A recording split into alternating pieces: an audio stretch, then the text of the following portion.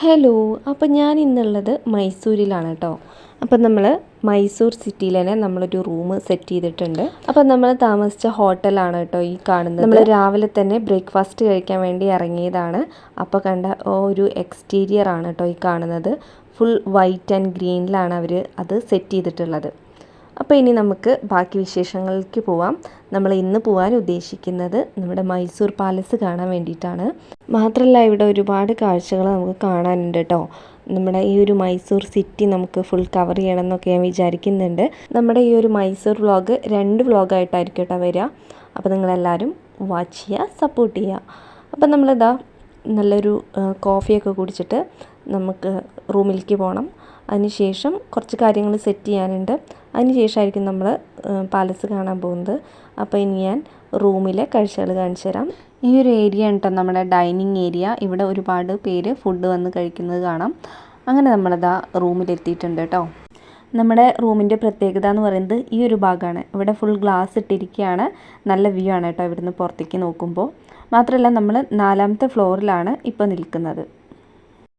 ഇവിടുന്ന് ഏകദേശം മൈസൂർ പാലസിലേക്ക് ഒരു 4 കിലോമീറ്ററോളം ദൂരമുണ്ട്. അപ്പോൾ ഇപ്പോൾ ഏകദേശം ടൈം രാവിലെ ഒരു 10 മണിയായിട്ടുണ്ട് കേട്ടോ. നമ്മൾ ഇന്നലെ വൈകുന്നേരമാണ് ഇവിടെ എത്തിയത്. വന്നതിന് ശേഷം നമ്മൾ മൈസൂർ പാലസിൻ്റെ അടുത്ത് പോയിട്ടുണ്ടായിരുന്നു. പക്ഷേ ആ സമയത്ത് നമുക്ക് പാലസിൻ്റെ ഉള്ളിലേക്ക് പ്രവേശനമില്ല കേട്ടോ. വൈകുന്നേരം 6 മണി വരെയാണ് നമ്മളതിനെ അവിടേക്ക് കയറ്റുള്ളൂ. അപ്പോൾ പിന്നെ നമ്മൾ രാവിലെ പോകാമെന്ന് വിചാരിച്ചു. അങ്ങനെ നമ്മളത് ആ മൈസൂർ പാലസിൽ എത്തിയിട്ടുണ്ട്. ഈ ഒരു പാലസിൻ്റെ പ്രത്യേകത എന്ന് പറയുന്നത് ഒരുപാട് പില്ലേഴ്സ് നമുക്കിവിടെ കാണാൻ പറ്റും. ഒരുപാട് ഹൈറ്റിലാണ് കേട്ടോ ഈ ഒരു കൊട്ടാരം അവർ നിർമ്മിച്ചിട്ടുള്ളത്. മാത്രമല്ല അതിമനോഹരമായിട്ടുള്ള ഡിസൈനുകളും അതുപോലെ തന്നെ നല്ല ഭംഗിയുള്ള കളേഴ്സൊക്കെയാണ് ഇതിൻ്റെ ഒരു സ്ട്രക്ചർ അവർ നിർമ്മിക്കാൻ ഉപയോഗിച്ചിട്ടുള്ളത്. കർണാടകത്തിലെ മൈസൂരുവിൽ സ്ഥിതി ചെയ്യുന്ന പ്രശസ്തമായ ഒരു കൊട്ടാരമാണ് കേട്ടോ ഈ മൈസൂർ പാലസ്. അംബാവിലാസ് കൊട്ടാരം എന്ന് ഇത് പ്രാദേശികമായിട്ട് അറിയപ്പെടുന്നുണ്ട്. മൈസൂര് ഭരിച്ചിരുന്ന വാഡിയാർ രാജവംശത്തിൻ്റെ ഔദ്യോഗിക വസതിയായിരുന്നു ഈ ഒരു പാലസ്. കൊട്ടാരങ്ങളുടെ നഗരം എന്നാണ് നമ്മുടെ മൈസൂര് അറിയപ്പെടുന്നത് കേട്ടോ. മൈസൂരിലെ തന്നെ ഏറ്റവും പ്രസിദ്ധമായ കൊട്ടാരവും ഇതാണ്. വാഡിയാർ രാജാക്കന്മാർ 14ാം നൂറ്റാണ്ടിലാണ് ആദ്യമായിട്ട് ഈ ഒരു കൊട്ടാരം നിർമ്മിക്കുന്നത്. എന്നാൽ പിൽക്കാലത്ത് പലവട്ടം തകർക്കപ്പെടുകയും പുനർനിർമ്മിക്കപ്പെടുകയും ഉണ്ടായി. ഈ കൊട്ടാരത്തിൻ്റെ നിർമ്മാണം 1897 ആരംഭിക്കുന്നത്. 1912 ഇതിൻ്റെ പണി പൂർത്തിയായി. ഇന്ന് ഇന്ത്യയിലെ തന്നെ ഒരു പ്രധാന വിനോദസഞ്ചാര കേന്ദ്രമാണ് കേട്ടോ ഈ മൈസൂർ കൊട്ടാരം. പ്രതിവർഷം 27 ലക്ഷത്തോളം സഞ്ചാരികൾ ഈ കൊട്ടാരത്തിൽ സന്ദർശിക്കാറുണ്ട് എന്നാണ് കണക്കാക്കുന്നത്. കൊട്ടാരത്തിനകത്ത് ചിത്രീകരണമൊന്നും അനുവദിക്കില്ല. ഇന്ത്യൻ സഞ്ചാരികളിൽ നിന്ന് 100 രൂപ പ്രവേശന തുകയാണ് ഈടാക്കുന്നത്. വിദേശീയരിൽ നിന്ന് 1000 രൂപയാണ് ഈടാക്കുന്നത് കേട്ടോ. കൊട്ടാരത്തിനകത്ത് പാദരക്ഷകളൊന്നും അനുവദിക്കില്ല. ഇൻഡോ സാർസനിക് എന്നറിയപ്പെടുന്ന വാസ്തുശൈലിയാണ് മൈസൂർ കൊട്ടാരത്തിൻ്റെ നിർമ്മാണത്തിൽ അനുവർത്തിച്ചിരിക്കുന്നത്. ഹിന്ദു, രജപുത്ര, ഗോത്തിക്, ഇസ്ലാം വാസ്തുവിദ്യകളുടെ സങ്കര രൂപമാണ് ഇൻഡോ സാർസനിക് വാസ്തുവിദ്യ. മാർബിളിൽ തീർത്ത അർദ്ധകുംഭകങ്ങളോടു കൂടിയ 3 നില മന്ദിരമാണ് ഈ കൊട്ടാരം. വലിയൊരു ഉദ്യാനത്താൽ കൊട്ടാരം ചുറ്റപ്പെട്ടിരിക്കുന്നു. ഹെൻറി ഇർവിൻ എന്ന ബ്രിട്ടീഷുകാരനാണ് കൊട്ടാര സമുച്ചയത്തിൻ്റെ വാസ്തുശില്പി. കൊട്ടാരത്തിൻ്റെ ചിത്രപ്പണികൾ രവിവർമ്മയാണ് ചെയ്തിരിക്കുന്നത്. എല്ലാ വർഷവും ശരത്കാലത്ത് നടക്കുന്ന മൈസൂർ ദസറ മഹോത്സവത്തിൻ്റെ പ്രധാന വേദി മൈസൂർ കൊട്ടാരമാണ് കേട്ടോ. ഇവിടുത്തെ സ്പെഷ്യലായിട്ടുള്ള മൈസൂർ പാക്ക് ആവിഷ്കരിച്ചത് ഇവിടെ ഉണ്ടായിരുന്ന ഒരു കുക്കായിരുന്നു എന്നാണ് പറയുന്നത് കേട്ടോ. മൈസൂർ കൊട്ടാര സമുച്ചയത്തിനകത്ത് ആകെ 12 ഹൈന്ദവ ക്ഷേത്രങ്ങളുണ്ട്. ഇവയിലെ ഏറ്റവും പഴക്കമേറിയത് 14ാം നൂറ്റാണ്ടിൽ നിർമ്മിച്ചതാണ്. ഏറ്റവും പുതിയത് 1953 നിർമ്മിച്ചതും. സവിശേഷമായ പല മുറികളും ഈ കൊട്ടാരത്തിലുണ്ട് കേട്ടോ. അങ്ങനെ നമ്മൾ കൊട്ടാരത്തിലൂടെ ഇങ്ങനെ ചുറ്റിക്കറങ്ങി നടക്കുകയാണ്. ഇപ്പോൾ നമ്മളുള്ളത് ഈ കൊട്ടാരത്തിൻ്റെ ഒരു നടുമുറ്റം പോലെയുള്ള ഒരു സ്ഥലത്താണ് കേട്ടോ. പാലസിൻ്റെ 4 ഭാഗത്തു നിന്നും നമുക്ക് ഈ ഒരു മുറ്റത്തിലേക്ക് എത്താൻ പറ്റും കേട്ടോ. ഇവിടുത്തെ ഫ്ലോറൊക്കെ കാണുമ്പോൾ തന്നെ നമുക്ക് മനസ്സിലാവും പണ്ടത്തെ ഒരു സ്റ്റൈലിൽ തന്നെയാണ് അവർ നിർമ്മിച്ചിട്ടുള്ളത്. ഇതിനൊക്കെ ഒരുപാട് പ്രത്യേകതകളുണ്ട് കേട്ടോ. മാത്രമല്ല ഇതിൻ്റെ ചുമരുകൾ വരുന്നത് അടക്കം മാർബിളിലാണ്. അതും ഒരുപാട് വെറൈറ്റി ഡിസൈനുകളായിട്ടുള്ളതാണ്. മാത്രമല്ല ഭയങ്കര കളർഫുള്ളായിട്ട് തന്നെ നമുക്ക് കാണാൻ പറ്റും. ഇവിടുത്തെ രാജാവും അതുപോലെ രാജ്ഞിയൊക്കെ ഉപയോഗിച്ചിരുന്ന ഒരുപാട് സാധനങ്ങൾ ഇപ്പോഴും അവർ കേടുകൂടാതെ സംരക്ഷിച്ച് വെച്ചിരിക്കുകയാണ് കേട്ടോ. അങ്ങനെ നമ്മൾ ഈ പാലസിൻ്റെ ഫസ്റ്റ് ഫ്ലോറിൽ എത്തിയിട്ടുണ്ട്. ഫസ്റ്റ് ഫ്ലോറിൽ നിന്ന് ഒരുപാട് വ്യൂകൾ നമുക്ക് ഇനിയും കാണാനുണ്ട്. ഇനി ഇവിടുത്തെ ഒരു കാഴ്ച എന്ന് പറയുന്നത് നമ്മൾ ആദ്യം പറഞ്ഞ പോലെ തന്നെ ഒരുപാട് പില്ലേഴ്സാണ് മെയിനായിട്ട് ഇതിൻ്റെ ഡിസൈനിങ്ങിൽ അവർ കൊടുത്തിട്ടുള്ളത്. ഒരേ ഡിസൈനിലുള്ള ഒരുപാട് പില്ലേഴ്സും അതുപോലെ തന്നെ ആർച്ചുകളുമാണ് കേട്ടോ. ഇതിൻ്റെ ഒരു റൂഫൊക്കെ വരുന്നത് കണ്ടാൽ തന്നെ നമുക്ക് മനസ്സിലായിരിക്കും അത്രയ്ക്കും നല്ല ഭംഗിയിലാണ്. എനിക്ക് ഈ പാലസിലെ ഏറ്റവും ഇഷ്ടപ്പെട്ട ഭാഗമാണ് കേട്ടോ ഇത്. അത്രയ്ക്കും നല്ല ഭംഗിയാണ്.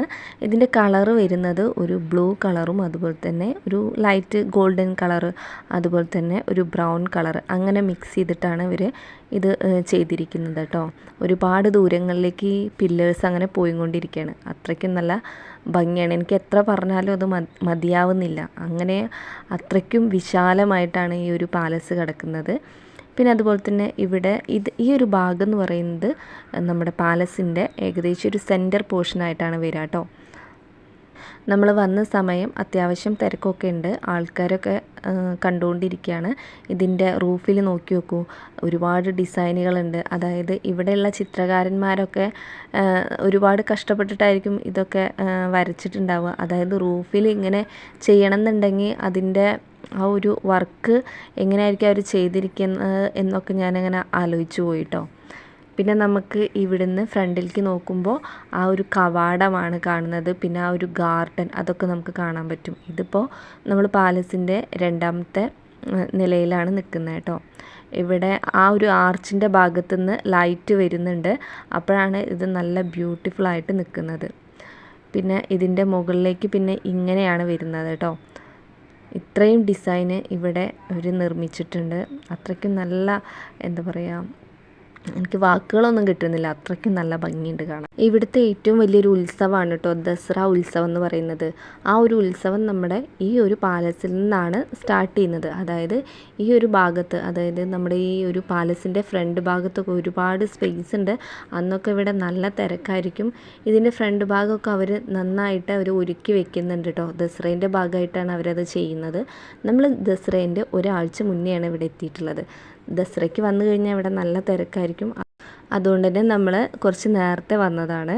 അപ്പോൾ അതുകൊണ്ട് നമുക്ക് ഈ ദസറേൻ്റെ ആ ഒരു ഉത്സവത്തിൻ്റെ പ്രതീതി നമുക്ക് ഇപ്പം തന്നെ കിട്ടുന്നുണ്ട് കേട്ടോ. ദസറ ആകുമ്പോഴേക്കും ഇവർ ഒരുപാട് ഫ്ലവേഴ്സും അതുപോലെ തന്നെ ലൈറ്റും അതുപോലെ തന്നെ ഈ ഒരു പാലസ് അവർ മെയിൻറ്റെയിൻ ചെയ്യാൻ വേണ്ടിയിട്ട് പെയിൻറ്റിങ്ങും അങ്ങനെയുള്ള കാര്യങ്ങളൊക്കെ നടന്നുകൊണ്ടിരിക്കുന്നുണ്ട് കേട്ടോ. ഇവിടെയുള്ള താഴത്തെ നിലകളാണെന്നുണ്ടെങ്കിലും മുകളിലുള്ള നിലയാണെന്നുണ്ടെങ്കിലും ഓരോ ഭാഗത്തും വേറെ വേറെ ഡിസൈനാണ് കേട്ടോ അവിടെ കൊടുത്തിട്ടുള്ളത്. ഇനി നമുക്ക് കുറച്ചുകൂടി മുന്നേക്ക് പോവാം. അങ്ങനെ നമ്മൾ മുന്നോട്ട് പോയിക്കൊണ്ടിരിക്കുകയാണ് കേട്ടോ. ഇവിടെ അതാ എത്തിയിട്ടുണ്ട്. ഇവിടുത്തെ ഏറ്റവും വലിയ പ്രത്യേകത എന്ന് പറയുന്നത് ഇവിടെ ഫുൾ ഗോൾഡൻ കളറാണ് യൂസ് ചെയ്തിട്ടുള്ളത് കേട്ടോ.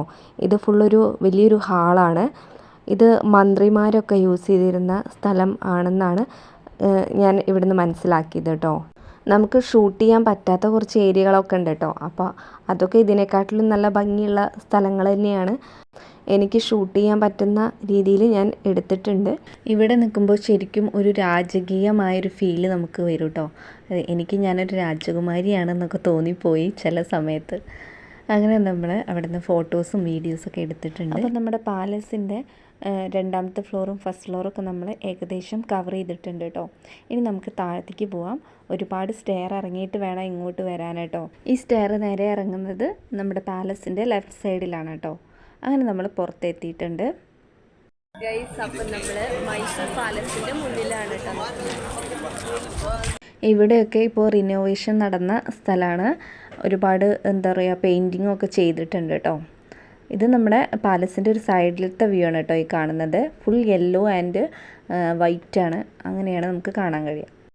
അങ്ങനെ നമ്മുടെ മൈസൂരിൻ്റെ ഓർമ്മയ്ക്കായിട്ട് നമുക്ക് ഇവിടുന്ന് എന്തെങ്കിലുമൊക്കെ സ്പെഷ്യലായിട്ട് വാങ്ങിക്കണം. അപ്പോൾ അതിന് വേണ്ടി വന്നിരിക്കുകയാണ്. ഇവിടെ എവിടെ നോക്കിയാലും നമ്മുടെ ഈ ഒരു പാലസിൻ്റെ ഡിസൈനിലുള്ള ഒരുപാട് ഐറ്റംസ് നമുക്ക് കാണാൻ പറ്റും കേട്ടോ. അങ്ങനെ നമ്മൾ കുറച്ച് സാധനങ്ങളൊക്കെ വാങ്ങിയിട്ടുണ്ട്. അങ്ങനെ നമ്മൾ മൈസൂർ പാലസിനോട് വിട പറയുകയാണ് കേട്ടോ. ഇനി നമ്മൾ മൈസൂർ സിറ്റിയിലുള്ള കാഴ്ചകളായിരിക്കും നെക്സ്റ്റ് വ്ളോഗിൽ വരിക. അപ്പോൾ ഇന്നത്തെ വ്ളോഗ് നിങ്ങൾക്ക് എല്ലാവർക്കും ഇഷ്ടമായി എന്ന് വിചാരിക്കുന്നു. അപ്പോൾ ഇനി നെക്സ്റ്റ് വ്ലോഗ് കാണാം. Tata bye.